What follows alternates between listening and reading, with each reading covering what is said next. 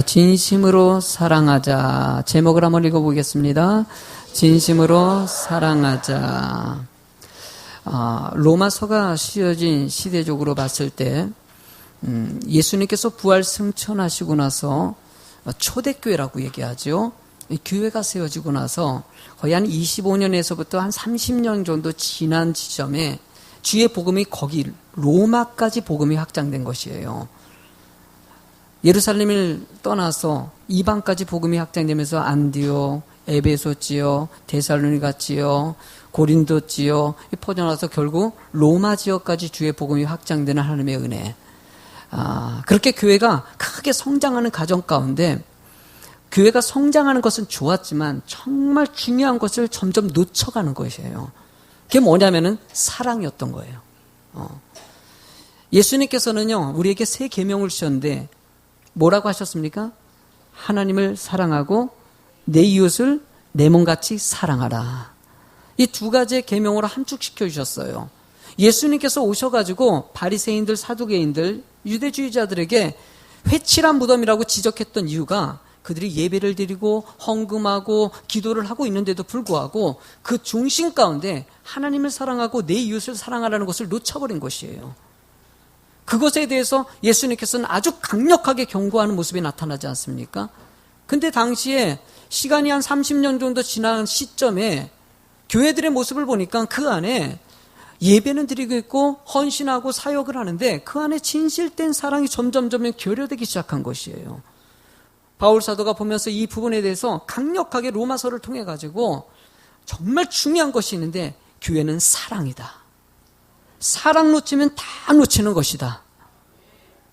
너희들이 신앙생활하면서 이 중요한 논리를 왜 놓치고 의미 없는데 시간 낭비를 하냐. 어쩌면 로마서는 이 부분에 대해서 아주 직설적으로 가르쳐주는 부분이라고 볼 수 있습니다. 바운즈 목사가 쓴 순수영성이라는 책이 있어요.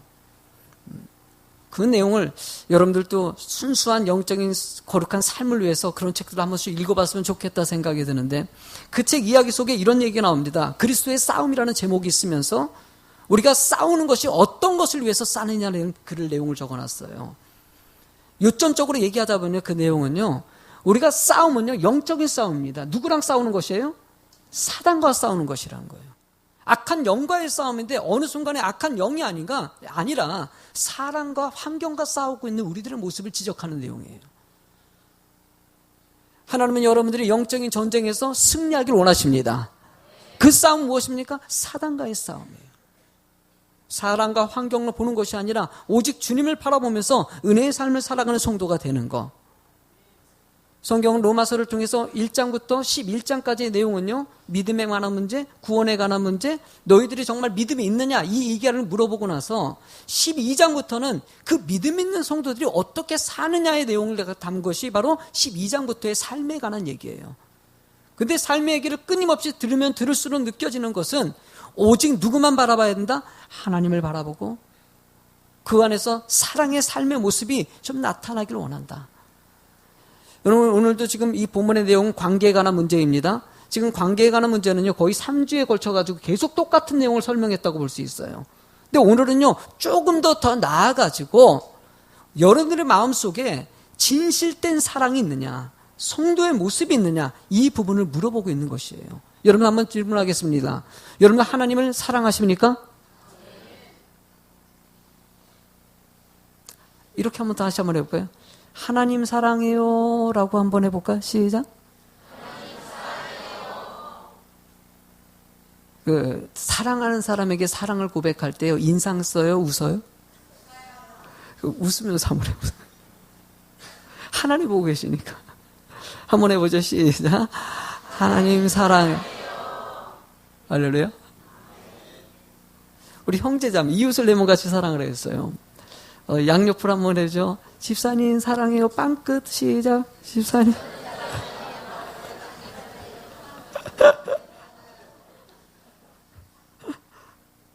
여러분, 교회는 사랑이에요. 그 사랑이 진실이냐 이것을 물어보는 것이지요. 오늘도 바울 사도는 여러 가지 이야기를 통해 가지고 중심 가운데 정말 하나님 사랑하는지, 정말 내 이웃을 진심으로 사랑하는지 이것을 좀 물어보고자 하는 것이에요. 저는 이 이야기를 통해 가지고 여러분들의 정말 아름답고 복된 사랑의 관계가 이어질 줄로 믿습니다. 첫 번째로 여러분, 마음에 하나님의 사랑이 있는지를 여러분 살피는 성도가 돼야 됩니다. 내가 정말 마음에 하나님의 사랑이 있는지. 본문의 13절은 이렇게 얘기합니다. 읽어보시겠습니까? 그런즉 우리가 다시는 서로 비판하지 말고 두려워 부딪힐 것이나 거칠 것을 형제 앞에 두지 아니하도록 주의하라. 이 말이 무엇입니까? 서로 비판하지 말라는 것이에요. 여러분들 사랑하면은요 비판이 나올까요? 안 나올까요? 안 나와요, 여러분들. 사람은요 늘 부족한 게 있어요. 비판할 거 털어서 먼지 나오지 않을 사람 없어요. 누군가 앉혀놓고 당신 혹시나 정말 올바르게 사느냐고 하나하나 꼬치꼬치 물어가다 보면은요 잘못된 게 있을까 없을까? 여러분 완벽합니까? 의인은 하나도 없는 것이에요. 다 부족한 모자란 부분들이 있을 수밖에 없어요. 그러니까 우리 삶 가운데 부족하고 연약한 부분에 대해서는요 성경에서 얘기하는 것은요 바로 이 12절에 아주 정확하게 답을 주지 않았습니까? 한번 읽어보세요. 12절에 뭐라고 써 있는지. 그러므로 우리 각 사람이 자기를 하나님이 직접 개입하신다는 거예요. 하나님이 여러분들의 삶을 직접 살피시고 인도하시고 하나님 은혜 가운데 살 수 있도록 보호하시기도 하시고 주의 복도 주신다는 것이에요. 그러니까 그런 복을 주시는 하나님과 직접 우리의 죄를 고백하고 하나님의 은혜 가운데 살아야 되는데 우리는 어느 순간에 그 사람의 일들을 내가 판단하고 내가 정죄하고 있다는 것이에요. 어쨌든 사람은요 죄를 지을 수밖에 없습니다. 그리고 그 죄는 하나님께 직구하면서 회개하면서 가는 것이에요. 문제는 우리가 비판하는 순간 무슨 일이 생기냐 이거죠. 비판하는 순간 어차피 그 사람은요 생각해보세요. 어떤 집사님이 잘못했어요. 그 집사님은 하나님께서 개입하실 거예요. 근데 그 일들은 그냥 하나님이 개입하시는데 그 일에 대해서 내가 안 나서가지고 저 집사님이 이게 문제네 저게 문제네 이렇게 말하는 순간 뭐가 만들어집니까? 내게 죄가 만들어지더라는 거예요. 그냥 가만히 내비두면 하나님이 알아서 해야 하나요? 성경 말씀은 알아서 하신다는 거예요. 너희들이 일일이 개입할 필요가 하나도 없다는 것이에요. 여기서 보면 13절에 보니까 부딪힐 것이나 거칠 것을 형제 앞에 두지 말라고 해요. 이거 쉽게 해서 방해하지 말라는 것이에요. 여러분들이 상대방이 잘못한 것에 대해서 지적하고 말하면은 잘 될 수도 있어요. 그러나 대부분의 경우는요, 잘 되기보다는 오히려 그의 신앙을 더 힘들게 만드는 경우가 더 많다는 것을 바울이 지적하는 것이죠. 오히려 그 일에 대해서 누구에게 맡기라? 직고하도록 그냥 내비두라고 얘기하는 것이에요. 교회 안에 거의 30년 동안 주의 복음이 확장됐습니다. 맨 처음에 시작할 때 내 소유를 팔아서 나눠줄 정도로 사랑의 관계가 엄청 뜨거웠거든요. 보기만 봐도 그냥 사랑이 넘치고 은혜가 넘쳤는데 시간이 지나면서 이 모든 것들이 사라져 버리더라는 것이에요. 여러분들 사랑하면 어떻게 될 것 같습니까? 사랑하면은요 단점도 이뻐 보여요. 부족한 부분도 사랑스러워져 보여요. 결혼할 때요 눈에 뭐가 뒤집힌다 그러지 않습니까? 그래서 결혼하는 것이죠. 단점 다 알고 나면은요 나중에 결혼해가지고 왜 이혼합니까? 단점이 드러나니까 그러는 거예요. 하나님은 여러분들이 진실된 사랑이 있기를 원하시는 거예요. 리브가 얘기를 보면은요 야곱을 갖다가 자녀로 삼고 자녀 은혜 가운데 잘 자라는 가정 가운데 야곱을 속임수를 써가지고 장자권을 빼앗아오는 얘기가 나옵니다. 그때 그 이야기 가운데서 리브가가 야곱에게 뭐라고 얘기하냐면은요, 창세기 27장 13절에 보면은요, 이렇게 써 있습니다. 어머니가 그에게 이르되, 내 아들아, 너의 저주는 내게로 돌리리니, 내 말만 따르고 가서 가져오라. 라고 얘기합니다. 그러니까 너 거짓말해서라도 장자권 가져와라. 너 걱정하지 마. 내가 너에게 복을 줄 거야. 그런데 혹시나 하나님이 저주하신다면 그 저주를 누가 받겠다? 엄마가 받겠다는 것이에요. 엄마가 너 힘들고 어려운 것은 내가 다 감당할 테니까 너는 그냥 축복만 받아. 여러분 부모님들이 이런 마음들이 있어요, 없어요? 다 있어요. 공감이 좀 되지 않습니까? 자식 잘 되기 위해서는요, 내가 욕먹을 수 있어요, 없어요? 있어요. 그러면 다시 한번 생각해 봅시다. 리브가가 야곱을 정말 사랑하는 게 느껴져요, 안 느껴져요? 느껴져요. 리브가가 사랑하는 거 느껴져요. 일단 육적인 마음으로 느껴져요. 그럼 리브가는 어디 가가지고 야곱을 욕할까, 안 할까? 안 하죠. 어쨌든 단점이라도 좋게 얘기하려고 애를 쓰지 실수한 거 부족한 거 드러내려고 그러지 않아요. 왜? 사랑하기 때문이에요. 부부관계에서도 그렇고 자식과의 관계에서도 그렇고 친구들과 관계에서도요. 비판하는 순간 뭐가 사랑이 결여되면 비판이 나와요. 상대방과 사랑의 관계가 끊어질 때 그때 정말 사랑한다면 감춰주고 그것을 보호하는 사람의 승리가 있다는 것이에요. 14절을 읽어보시겠습니까? 내가 주 예수 안에서 알고 확신하느니 무엇인지 스스로 속된 것이 없으되 다만 속되게 여기는 그 사람에게는, 여기 말씀해 보니까 속되게 여기는 사람이 있고 속되지 않게 여기는 사람이 있다. 이 말이 뭐냐면은 당시에 음식 문제 얘기를 갖다 지금 3주째 얘기하지 않습니까?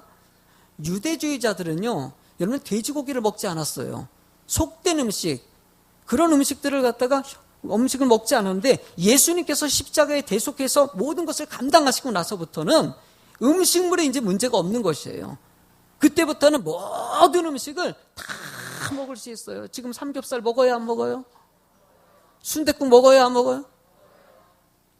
돈가스.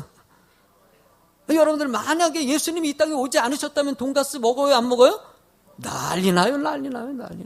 어디 삼겹살구이를 해. 그런데 예수님이 오셔서요, 이제 자유함을 주셨어요. 바울 사도가 끊임없이 성도들에게 가르치고 이제 너희들 먹는 거 상관이 없다. 그런데 평생 고기를 돼지고기 안 먹었던 사람이 예수 믿었다고 갑자기 먹을 수 있냐? 이게 잘 안 되더라는 것이에요. 그러다 보니까 예수 믿었는데도 그냥 돼지고기면 아우 나는 못 먹겠어. 나는 이건 안 되겠어. 이렇게 손사래를 치는 사람들이 있을 때 주변 사람들이 뭐 하는 거냐고 믿음으로 먹여요. 이것도 자유하지 못하고 지적하고 야단치더라는 것이에요. 이런 일에 대해서 그렇게 지적하고 야단치지 말라는 것이에요. 신앙생활하면요, 믿음이 좋아가지고 예배 드리기 전에도요, 일찍 와가지고 앞자리에 앉아가지고 기도하고 예배를 준비하는 분도 있지만은 아직까지는 예배를 잘 모르기도 하고 그러다 보니까 좀 늦게 오는 분들도 있고, 교회 안에서 헌신하는 분이 있는 반면에 아직까지 마음이 열려져서 헌신하지 못하는 분도 있을 수 있고, 헌금도 11조도 드리고 헌신하면서 하나님께 영광 돌면 좋겠는데 아직까지 마음이 열리지 않아서 못하는 분들도 있을 수 있고, 이런 부분이 이런 분들 저런 분들이 있을 때 이거에 대해서 당신이 옳다 그르다 이렇게 함부로 판단하지 말라는 것이에요. 하나님은 우리들에게 주신 하나님의 은혜가 있습니다. 상대방을 배려하고 하나님의 은혜 가운데 우리가 정말 신앙생활을 잘하느냐, 사실 하나님은 그걸 물어보고자 하는 것이지, 상대방은 예배를 일찍 드리건 늦게 드리건 사역을 하나님께서 때가 되면 마음 열어주실 때가 와요. 아멘. 여러분들이 그 문제에 너무 지나치게 간섭하지 말라는 것이죠. 이어가지고 여러분들 15절 읽어보시겠습니까? 만일 음식으로 말미암아 내 형제가 근심하게 되면 이는 내가 사랑으로 행하지 아니함이라. 그리스도께서 대신하여 죽으신 형제를 내 음식으로 뭐라고 얘기합니까? 만일 음식으로 말미암아 내 형제가 근심하게 되면 이는 내가 그 형제를 사랑하지 않는 거라는 거예요. 누군가를 판단하고 정죄하는 순간 사랑이 없기 때문에 그러는 거라는 게 얘기하는 거예요, 바울은. 여러분들도 성도들을 볼 때마다, 주변 사람 볼 때마다 판단할 때가 있지 않습니까? 마음이 안 들어요. 아니 왜 저렇게 행동할까? 왜 저 정도밖에 안 될까? 이렇게 생각을 품는 순간 그런 생각을 만드는 것이 사랑이 없기 때문이잖아요. 사랑한다면 그러지 않는다라고 얘기하는 것이죠. 왜 그 사람을 판단하지 않고 비판하지 말아야 될까? 정말 중요한 부분은요, 바로 그 뒤에 이어지는 말씀 아닙니까? 여러분들, 그리스도께서 대신하여 죽으신 형제이기 때문에, 주님의 자녀이기 때문이에요. 주님의 자녀이기 때문에 내 자녀니까 너희들 함부로 얘기하지 말라는 거예요. 여러분들 남의 자식, 여러분들 간섭해요 안 해요? 얘기할 수는 있지만은요, 간섭할 수 있는 것은 아닙니다. 집사님 자식 그렇게 키우는 거 아니야. 공부를 시키고 말이야. 애들이 말이야 게임만 푹 빠지게 하고 그런 게 아니지. 응? 막 하면요, 부모가 기분이 좋아요 안 좋아요? 안 좋지요. 내가 알아서 한다니까는요. 어떤 분들은요, 믿지 않는 성도는 애들을 갖다가 주일날에 교회 가가지고 예배드리, 그 시간에 공부시켜야지. 뭐 하는 거냐고 지금. 이렇게 얘기하는 사람들이 있어요. 기분이 좋아요 안 좋아요? 내 새끼는 내가 알아서 합니다. 신경 쓰지 마세요. 내가 하나님 믿음 안에서 잘 가르쳐가지고 예배드리게 해서 축복된 사람 만들 것입니다. 세상에서도요, 남의 자식 간섭하는 거 싫어하는 것 같이 주님도 마찬가지입니다. 내 자녀라는 것이에요.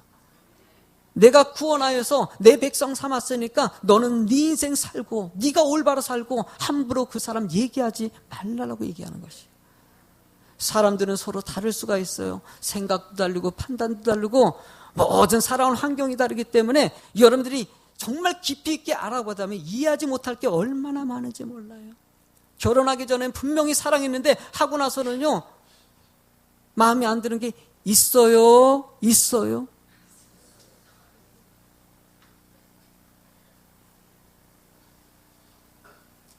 어떤 부부가 결혼을 했어요. 결혼을 했는데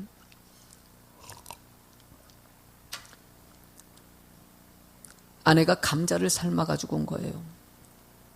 맛있는 감자 삶아가지고 와가지고 거기다가 설탕을 곁들여서 탁 센스 있게, 얼마나 남편 사랑하니까 갖다 놓은 거예요. 남편이 고맙다고 하면서 감자를 들어가지고 탁 설탕 찍어서 딱 입을 먹었는데 이게 설탕인 거야. 남편이 짜증을 내면서 아유 어떻게 감자를 설탕 찍어 먹냐고, 우리 경상도에서는 소금을 찍어 먹는다고 막 화를 낸 거예요. 그러면은 그때 아내가 센스 있게 그냥 소금 딱 갖다 주면 끝나는데 이게 또 안 갖다 주고 뭐라 그러냐면은 아니 어떻게 감자를 갖다가 소금 찍어 먹냐, 우리 전라도에서는 설탕 찍어 먹는다고. 그래가지고 이것 때문에 싸움이 난 거야.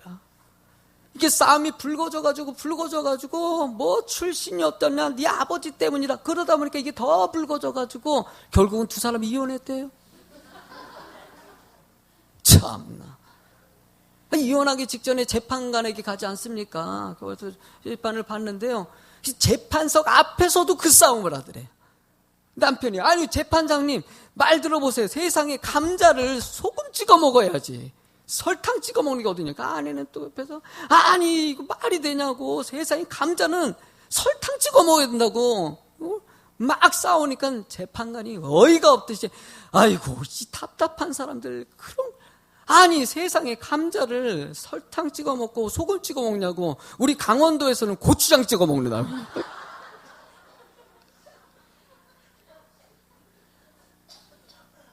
그래요. 다 스타일 달라요, 안 달라요? 찍어 먹는 방식, 뭐 음식 먹는 방식 다 달라. 그냥 그러려니 하고 그냥 소금 갖다 주면 되는 것이고, 본인은 설탕 찍어 먹으면 될 텐데 뭘 그렇게 간섭하고 개입을 안 하지. 우리 신앙생활에도 하나님은요, 오직 주님만 바라보고 네가 먹고 싶은 거 네가 먹고 상대방이 이러던 저러던 주님 은혜 가운데 살라고 얘기하는 것이에요. 하나님의 신앙생활할 때도요, 순간순간에 중요한 것을 놓쳐버릴 때가 있어요. 본문에도 얘기하죠. 음식이 중요한 게 아니죠. 네가 정말 사랑하느냐, 이 관점이라는 것이에요. 그 사랑 까먹지 말고 사랑 쌓고 또 사랑 쌓고 또 사랑 쌓고 또 사랑 쌓고 아멘 할 때까지 해보고. 두 번째로 여러분들, 사랑을 좀 더하면서 살았으면 좋겠어요. 아멘. 그런데 본문의 16절 말씀 읽어보실래요? 그러므로 너희 선한 것이 비방을 받. 이게 뭡니까? 선한 것. 예수 믿는 사람들은요, 말씀대로 살기 때문에 선이 쌓여집니다. 은혜 가운데 참 세상에 칭찬받고 역시 예수 믿으면 달라진다, 이 소리를 듣고 삽니다. 그런데 여러분들이 누군가를 판단하고 정죄하는 순간 이 쌓았던 선한 것들이 다 사라져버릴 수 있다는 것이. 여러분들 이런 경우는 종종 있습니다. 교회 왔더니 어떤 집사님이 너무 잘해줘요. 친절하고 싹싹하고 볼 때마다 은혜가 새롭고 너무나 사랑이 많고 너무나 참 성령 충만한 은혜를 받냐. 그렇게 1, 2년 신앙생활 하다가 어느 날 그 집사님이 나를 갖다가 누군가 뒤에서 판단하고 정죄한 일이 벌어졌어요. 그 순간에요, 지금까지 했었던 모든 사랑의 실천들이 사라질까요? 안 사라질까요? 사라져버려요. 왜 그렇게 하나님 은혜 가운데 살아있는 것들을 갖다가 한순간에 사라지게 만드느냐. 비판하고 판단하고 정죄하는 것이, 그것이 여러분들이 인생에 쌓아놓은 선한 것들을 다 사라지게 만들 수 있으니까. 그러지 말고 오늘도 사랑하고 또 사랑하고 또 사랑해라. 사랑하면 내가 하고 싶은 것도 내려놓을 수가 있어요. 포기할 수가 있어요. 왜? 사랑하기 때문에. 제가 개척하고 나서 교회를 성도님 전도하는데 전도 대상자 자매님이 개를 너무 사랑하는 거예요. 개를 얼마나 사랑하는지. 근데 여러분들 아시는 분은 알겠지만 저는 보신탕을 좋아합니다. 보신탕 먹는 것 때문에 또 시험 들잖아요. 목사님 보신탕을 먹는다고 시험 들지 마시고 제발. 저는 보신탕을 좋아합니다. 근데 내 전도 대상자 앞에서 보신탕 얘기할 수 있어요, 없어요? 못하죠. 전도하는데 마음에 꺼리끼는 거예요. 제가요, 그분 전도하기 위해서 그 좋아했던 보신탕을 끊었어요. 잠시 끊었어요. 계속 끊지는 못하고 좋아하는 건 좋아하는 거니까. 그러고 나서 그분을 갖다가 계속 전도했는데 그분이 교회를 등록하셨어요. 할렐루야. 이 교회에 등록하면은요, 새신자 영접하고 나서 신방을 가지 않습니까? 신방 가는데요, 신방 딱 끝나고 식사 대접을 한다 그러시는 거예요. 아우, 식사 대접, 목사님 뭘 좋아하시냐고. 그러면서 뜬금없이 뭐라고 물어보냐면, 보신탕 좋아하냐고 물어. 야. 그래서 내가 솔직히 얘기했죠. 나 사실은 보신탕을 좋아하는데, 개를 좋아하셔가지고, 내가 이 보신탕을 안 먹고 있다고. 그랬더니 그분이 뭐라 그러냐면은, 왜 그 좋은 것을 안 먹고 계셔요? 내가 그래 어이가 없어. 집사님 자매님 게를 그렇게 좋아하는데 보신탕 좋아하세요 했더니, 먹는 것과 기르는 건 다르죠. 그리고 보신탕 먹으러 갔네. 그래요. 정말 사랑하면요, 상대방 생각해가지고 안 먹을 수도 있어요. 그리고 중요한 게 뭡니까? 우리가 정말 사랑한다면은요, 할 것도 하지 않게 되고요, 안 할 것도 할 수 있는 것이에요. 시작점은 사랑인 것이에요. 예수님의 제자 요한이 어떻습니까? 우레의 아들이라고 그랬죠. 지난주에 설명도 드렸죠. 얼마나 성격이 강한지, 세상에 예수님 십자가 못 박히기 직전까지도 변화되지 않았던 아주 성격이 강한 사람이 요한입니다. 그러나 시간이 지나고 제자들 중에서 제일 오래 살았어요. 그렇게 시간이 몇십 년 지나가지고요, 요한이 어마어마하게 변화됩니다. 그렇게 변화되고 나서 쓴 책이 요한 1, 2, 3서입니다. 그 1, 2, 3서의 내용을 한번 보면은요, 요한 1서 4장 11절부터 13절까지 한번 쭉 읽어보실래요? 시작. 사랑하는 자들아, 하나님이 이같이 우리를 사랑하셨은지 우리도 서로 사랑하는 것이 마땅하도다. 어느 때나 하나님을 본 사람이 없으되 만일 우리가 서로 사랑하면 하나님이 우리 안에 거하시고 그의 사랑이 우리 안에 온전히 이루어지느니라. 그의 성령을 우리에게 주심으로 우리가 그 안에 거하고 그가 우리 안에 거하시는 줄을. 아멘. 하나님을 본 사람이 없지만은 사랑하는 사람은요, 하나님을 볼 수 있다는 것이에요. 성령님이 내 안에 역사하시고 나와 동행하시고 나를 이끌어주는 것을 경험하기 위해서는 끊임없이 사랑하고 또 사랑하고 또 사랑하는 것.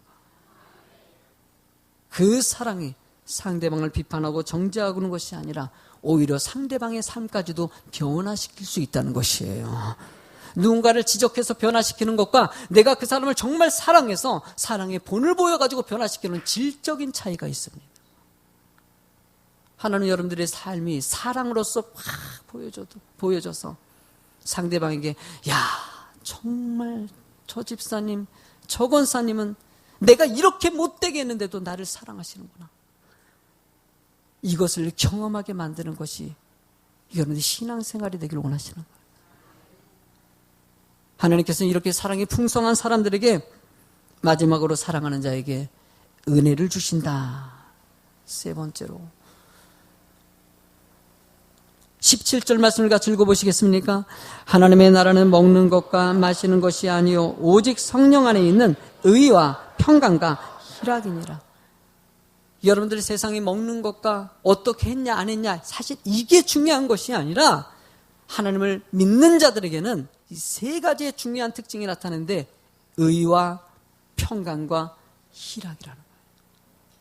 여러분들의 삶 가운데 의로운 삶이 될지어다, 평강이 넘칠지어다, 기쁨이 넘칠지어다. 이 세 가지는 믿는 사람들에게 나타나는 특징이라는 것이에요. 뭘 먹건 예배 스타일이 이러건 어떤 행위를 하건 이런 것들이 절대 중요한 것이 아니라 오직 중심을 주님께 두고 가는 사람이 되는 것. 여러분들, 의롭다는 것은요, 의는요, 디카이오시네라고 합니다.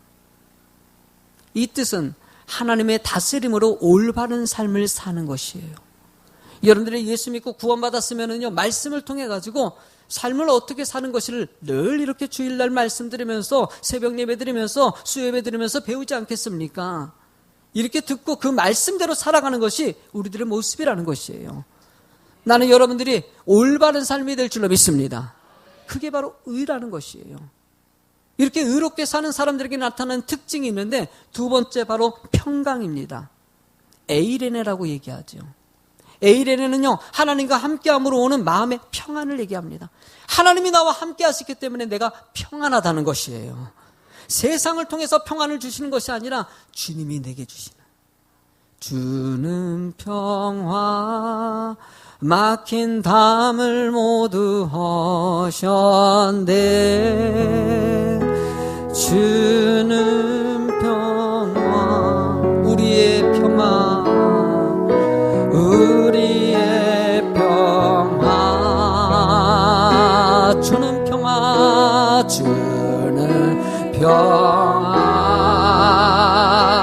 막힌 담을 모두 허셨네. 주는 우리의 평화입니다. 아멘. 우리의 염려 다 맡기고 오직 주님 바라봅시다. 염려 다 맡기라.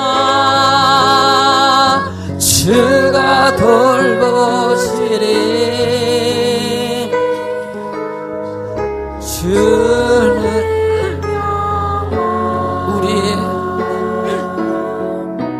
우리의 평화 염려 다 맡기라. 주가 돌보시니. 주는 평화, 우리의 평화입니다. 우리의 평화. 할렐루야. 여러분들 주님의 평안으로 살아가는 여러분 되시기 바랍니다. 여러분들의 마음속에 불안함이 있습니까? 근심이 있습니까? 염려가 있습니까? 그거 지금 올바른 상태가 아니에요. 그 순간에 자기를 돌아봐야 돼요. 때로는 그런 불안을 오는 것이 교회 때문이다, 저 사람 때문이다, 우리 가정 때문이다, 사업 때문이다, 직장 때문이다 착각하지 마십시오. 그 원인은 밖에 있는 것이 아닙니다. 환경이 아닙니다. 내가 주님과 함께하지 않기 때문에. 주님과 함께하는 사람은 어떤 상황 가운데서도 그 염려를 맡기고 하나님 은혜 가운데 감사하면서 살아가는 성도가 되게 돼 있다는 것이. 그런 평강 있는 사람에게 마지막으로 세 번째로는요, 히라, 바로 카라라고 얘기하죠. 평강의 삶이 주는 자연적인 기쁨이에요. 그러니까 기쁨이 자연적으로 우러나서 늘 싱글 펑글 싱글 펑글, 따라해 보세요. 싱글 펑글 싱글 씩. 왜 그렇게 웃지를 못하시는지. 알아요. 웃지 못할 이유 있는 거 알아요. 목사님, 내가 지금 웃을 상황인 줄 알고, 내가 집안일이 이렇고 내가 환경이 이렇고 내 마음이 지금 상태가 있는데 뭐 어떻게 웃냐고 목사님 자꾸 강요하지 말라고. 이해갑니다. 그러나 여러분들, 기쁨이 사라졌다는 것은요, 내 신앙에 문제가 생겼다는, 본문에서 말씀하는 거예요. 성도는 이렇다는 것이에요. 성도는 의와 평강과 희락이 있는데, 예수 믿는 사람들에게 나타나는 중요한 특징인데 왜 이것이 없느냐. 제발 좀 평강 가운데, 기쁨 가운데 살라는 거예요. 좀 웃고 살라는 것이에요. 저도 한 주간 동안 지내다 보니까는 이번 주간에 힘든 일들이 좀 있었어요. 웃긴, 나도 지금 어떻게 따지면 이 강단에서 웃을 상황 아니에요. 어떻게 따져. 환경 보면은요, 그때마다 하나님 일부 예배 드릴 때도, 야, 하나님 주님 바라봅니다. 주님 바라봅니다. 이부 예배 드릴 때도 주님 바라봅니다. 주님 바라봅니다. 그렇게 보니까 지금 나와서 이렇게 말씀 전하고, 그래도 하나님이 나를 인도해 주실 것이다. 여러분들 인도해 주셔요. 그때 하나님께서 여러분들의 마음속에 이 의와 평강과 희락을 회복시켜 주시고요. 자, 연적으로 하나님의 충만한 복을 누리게 된다는 것이에요. 맡기시기 바랍니다. 맡기시기 바랍니다. 왜 맡겨야 되냐? 마지막 18절 말씀이 있기 때문에 읽어보시겠습니까? 이로써 그리스도를 섬기는 자는 하나님을 기쁘시게 하며 사람에게도 칭찬을 받느니라. 여러분들 말씀 보십시오. 그리스도를 섬기는 자, 누구를 얘기합니까? 의와 평강과 기쁨이 넘치는 성도들에게는 누구를 기쁘게 하십니까? 하나님을 기쁘게 한다는 것이에요. 여러분들의 인생의 가장 중요한 목적이 거기 이루어진다는 거예요. 하나님은 여러분들이 주의 영광을 위해서 살기를 원하시는데, 영광을 이루기 위해서 의와 평강과 기쁨이 넘칠지어다. 그때 하나님을 기쁘게 하고 모든 사람들에게도 뭘 받는다? 칭찬만. 여러분들 이 말씀 읽다 보니까 떠오르는 말씀 생각나지 않습니까? 초대교회 놀라운 부흥의 역사의 시작이 어떻게 시작됩니까? 사도행전 2장 47절의 말씀을 보니까는요, 하나님을 찬미하며 온 백성에게 칭송을 받으니 주께서 구원받는 사람들을 날마다 더하게 하시니라. 하나님을 찬미하고 온 세상 사람들에게 칭찬받는 모습을 보였더니만 주의 교회가 부흥했다는 것이에요. 하나님께서 여러분들의 삶 가운데도 그런 축복이 임할 줄로 믿습니다. 복 받기를 원하십니까? 지금 다시 한번 정립하십시오. 의와 평강과 기쁨으로 살아가십시오. 누굴 판단하거나 정죄할 거 알아서 맡기시고요. 내가 하나님 앞에 의와 평강과 기쁨으로 살아간다면 하나님이 여러분들에게 은혜를 주시고요. 땅 끝까지를 복음 증거하면서 놀라운 부흥의 역사와 가정의 축복이 임하게 된다는 것이에요. 오늘도 그 은혜 가운데 마음껏 기뻐하고요. 축복해주는 여러분들의 삶이 되길 주의 이름으로 축원합니다.